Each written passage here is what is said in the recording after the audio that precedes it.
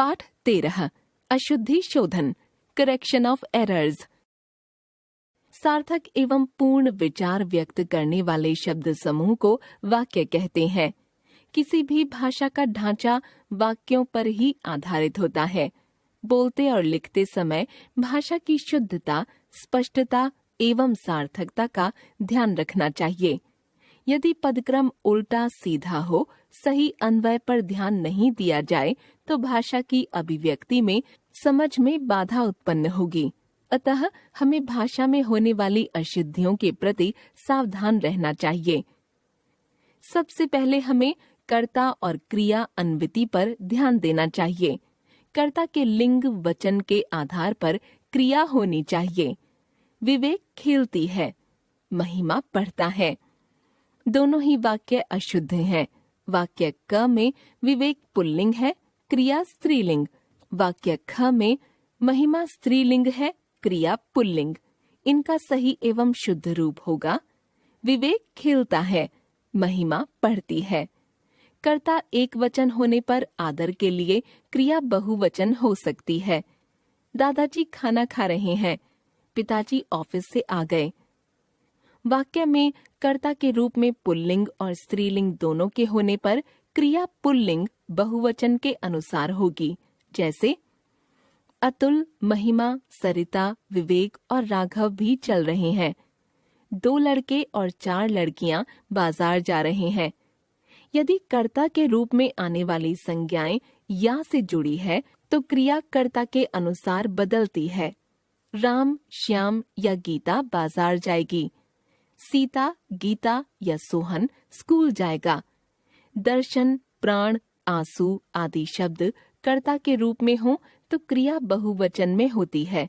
जैसे उसके आंसू बहने लगे।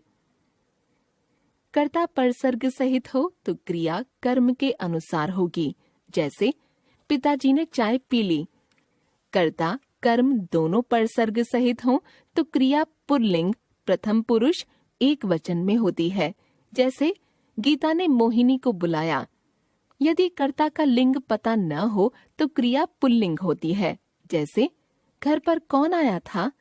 विशेषण का लिंग और वचन उसके विशेष्य के अनुसार होता है। छोटा लड़का, छोटी लड़की, ऊंचा भवन, ऊंची इमारत।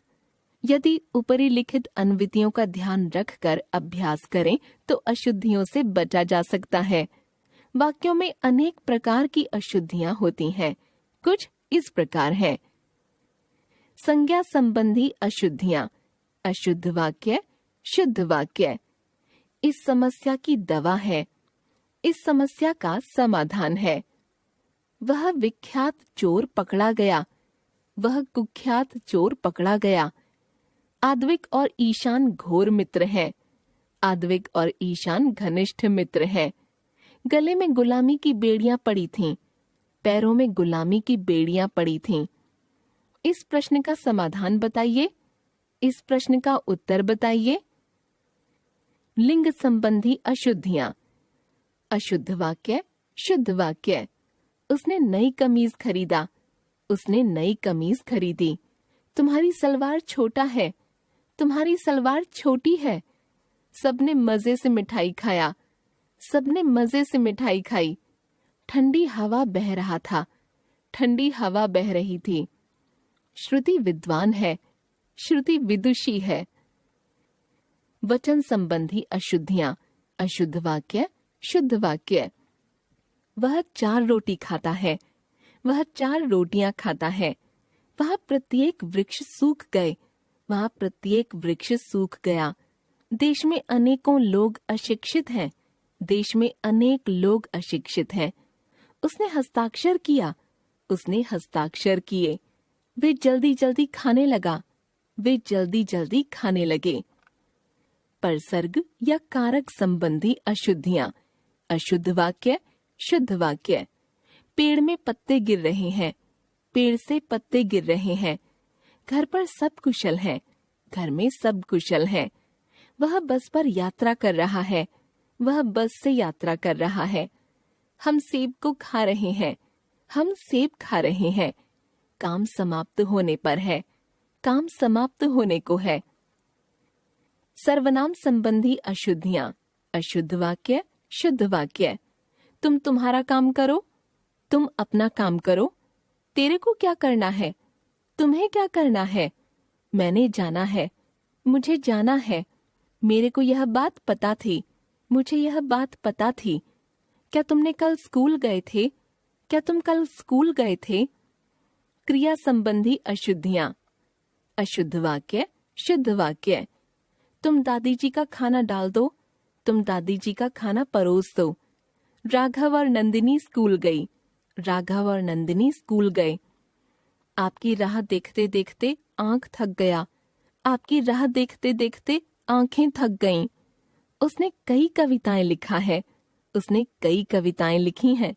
माताजी बैठे हैं, माताजी बैठी हैं। पुनरुक्ति संबंधी अशुद्धियां। अशुद्ध वाक्य, शुद्ध वाक्य। उस सज्जन व्यक्ति से आप जरूर मिलिए, उस सज्जन से आप जरूर मिलिए। मुझे केवल 100 रुपये मात्र दे दीजिए, मुझे केवल 100 रुपये दे दीजिए। मैं गुनगुने गर्म पानी से स्नान करता हूँ, मैं गुनगुने पानी से स्नान करता हूँ। उसने अपनी बात सप्रमाण सहित कही, उसने अपनी बात प्रमाण सहित कही। वह शनिवार के दिन आएगा, वह शनिवार को आएगा। पदक्रम संबंधी अशुद्धियां। अशुद्ध वाक्य, शुद्ध वाक्य। गए बच्चे स्कूल में, बच्चे स्कूल में गए। मैंने लिखी है यह कविता, मैंने यह कविता लिखी है। बच्चे को काटकर गाजर दे दो, बच्चे को गाजर काट कर दे दो। खाना शुभम ने खा लिया, शुभम ने खाना खा लिया। चलते चलते रुक गई बस, बस चलते चलते रुक गई। एक बार फिर से भाषा की शुद्धता, स्पष्टता एवं सार्थकता का ध्यान रखकर भाषा की अशुद्धियों से बचा जा सकता है। वाक्य में सामान्यतः लिंग, वचन, कारक, संज्ञा, सर्वनाम, क्रिया, पुनरुक्ति तथा पदक्रम संबंधी अशुद्धियां होती हैं।